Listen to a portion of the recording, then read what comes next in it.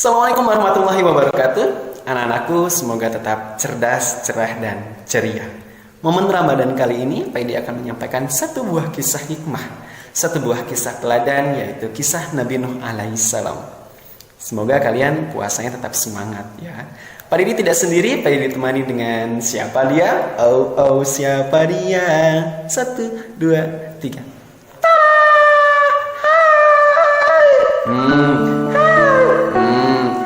Bener ini mau di depan.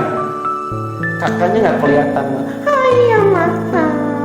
Oke, teman-teman. Oke, udah tahu ya. Oke, kenalan deh.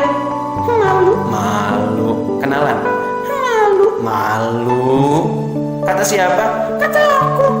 Ayo dong, teman-temannya udah nggak sabar mau denger kisah kita di pagi hari ini. Mau nggak? Mau. Oke, 1, 2, 3. Hai teman-teman, nama aku Dodo. Siapa namanya? Dodo. Siapa namanya? Dodo. Oke, namanya Dodo. Dodo, kita hari ini akan cerita tentang kisah Nabi Nuh alaihissalam. Oke kak. Nabi Nuh alaihissalam dikisahkan hidup kurang lebih 950 tahun. Berdakwah dan berdakwah hidupnya dilakukan seperti itu setiap hari. Namun hanya sedikit yang beriman. Selebihnya ingkar kepada Allah, tidak mau meyakini dan tidak mau menyembah Allah sebagai Tuhannya yang wajib disembah. Oh gitu kak. Iya, bahkan bukan hanya orang lain atau orang di sekitarnya saja yang jauh, yang terdekatnya saja termasuk istri dan anaknya Nabi Nuh tidak mau beriman kepada Allah. Astagfirullah. Iya, astagfirullahaladzim ya, nggak boleh ditiru itu. Oke, Dodo tahu nggak nama anaknya siapa? Tahu teman-teman. Siapa? Siapa, Dok? Bentar kak. Ayo dong. Kak. Ih, bau. Udah sikat gigi belum? Maaf. Ya kak. Ada daging nyelap. Ada daging nyelap ya. Oke, siapa nama anaknya? Nama anaknya adalah Kak aku tahu. Iya, siapa? Ucok. Ucok. Bukan Ucok. Siapa? Siapa ya? Usep. Usep, bukan Usep. Maaf ya teman-teman ya. Dodo masih belajar. Oke, dengerin ya, Dodo. Oke kak. Anak Nabi Nuh alaihissalam yang ingkar tidak mau beriman kepada Allah adalah bernama Kan'an. Kan'an adalah anak yang tidak mau mematuhi perintah orang tuanya, terutama patuh untuk menyembah Allah. Singkat cerita, terus Nabi Nuh alaihissalam itu berdakwah menyampaikan kebenaran hingga banyak orang yang makin mendustai Allah, banyak ingkar dan persembahan kepada berhala-hala, kepada selain Allah itu makin merajalela. Hingga suatu ketika Nabi Nuh bilang sama Allah, ya Allah, tolonglah berikan sesuatu cobaan atau sesuatu yang bisa menyadarkan mereka ya Allah. Kenapa wahai Nuh? Kata Allah. Karena kata Nabi Nuh, aku tidak mau melihat orang-orang di sekitar sini semakin banyak yang merajalela, yang menyekutukan Engkau.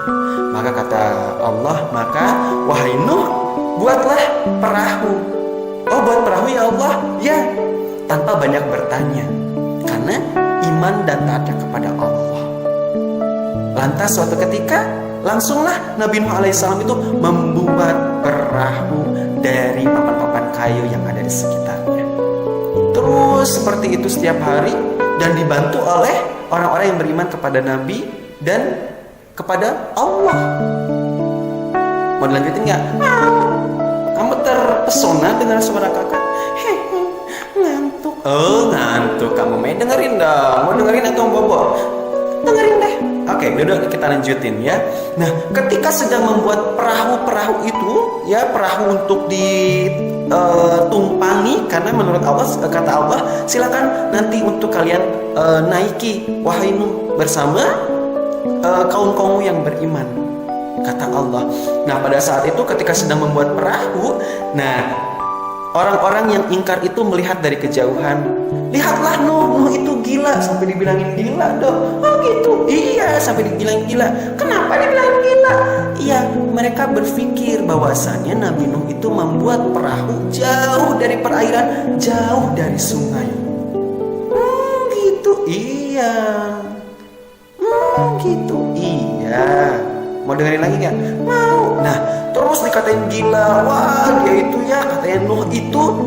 Lihat, hal yang bodoh dilakukan. Dia lihat tuh sama kaumnya, membuat perahu jauh dari sungai, jauh dari perairan. Tapi karena Nabi Nuh iman kepada Allah, terus dilakukan hingga suatu ketika Allah menegur kaum tersebut dengan banjir bandang.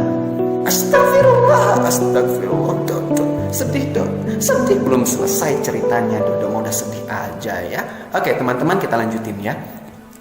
Pada saat itu ketika hujan semakin besar, semakin deras, air semakin meninggi, lalu Nuh alaihissalam mengajak umat-umatnya yang beriman untuk masuk ke dalam perahu tersebut. Masuk perahu tersebut. Semakin meninggi, rumah semakin sampai ke atapnya membumbung air, hingga orang-orang pada kepanikan. Panik. Kemana. Wah, sampai ada yang tenggelam, terbawa arus, keseret ke sana kemari, termasuk Kan'an anak Nabi Nuh. Nah, ketika sudah tinggi, Kan'an berlari mencari satu bukit sehingga dia bisa naik ke atasnya. Nabi Nuh alaihissalam sebagai ayahnya tersentuh, tidak tega untuk membiarkan anaknya yang bernama siapa dong? Siapa? Ucok. Bukan Ucok. Siapa teman-teman? Usep. Bukan Usep Dodo, tapi 1, 2, 3. Ingat nggak kalau main-main nggak akan lanjutin lah ceritanya? Maaf. Shh. Tutup. Yang lebar-lebar ya. Oke. Siapa nama anak Nabi Nuh tadi? Kan'an. Betul, Kan'an. Wahai anakku, merapatlah naik ke sini. Tidak ayah, tidak. Aku akan selamat naik ke atas bukit ini, kata Kan'an.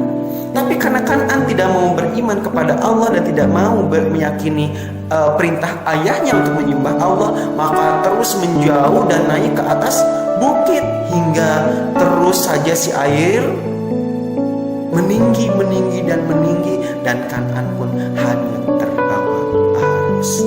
Yang selamat adalah Nabi Nuh beserta kaumnya yang sedikit dalam perahu tersebut. Nah, teman-teman, apa hikmahnya? 1, tahu nggak dok? Tahu. Apa dok? Nanti deh aku kasih tahu, sekarang kakak dulu yang cerita. Kok ngeles aja ya. Yang pertama adalah ikuti perintah orang tua. Ya, yang kedua, nasihat orang tua didengarkan dengan baik. 3, sebagai anak yang baik, tentu saja orang tua itu pasti mengajak kebaikan. Maka ketika orang tuamu memerintahkan untuk sholat, untuk menolong teman, itu karena ingin mengharapkan engkau untuk menjadi anak yang baik.